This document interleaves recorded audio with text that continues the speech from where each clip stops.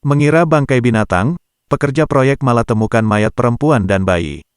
Seorang pekerja operator alat berat, Obednego Benu, 29, menemukan jenazah seorang perempuan dan bayi laki-laki di lokasi penggalian pipa proyek spam Kali Dendeng, Kelurahan Penka Seoeleta, Kecamatan Alak, Kota Kupang, Nusa Tenggara Timur, NTT.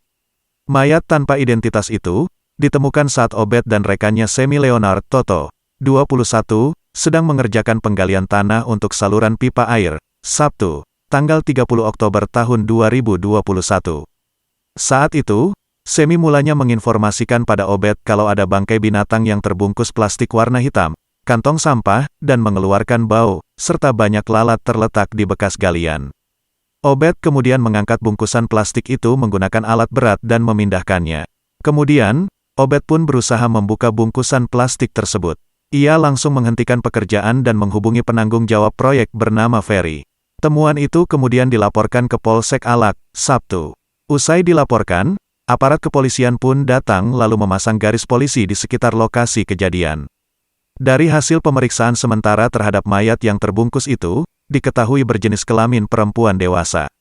Selain itu, ditemukan juga mayat bayi laki-laki pada kantong plastik yang lainnya. Dua mayat itu kemudian dievakuasi ke Rumah Sakit Bayangkara Titus Uli, Kupang untuk identifikasi lebih lanjut. Hingga saat ini, belum diketahui identitas dua mayat tersebut dan masih dilakukan identifikasi oleh Polres Kupang Kota. Jangan lupa subscribe, share, komen, dan like ya!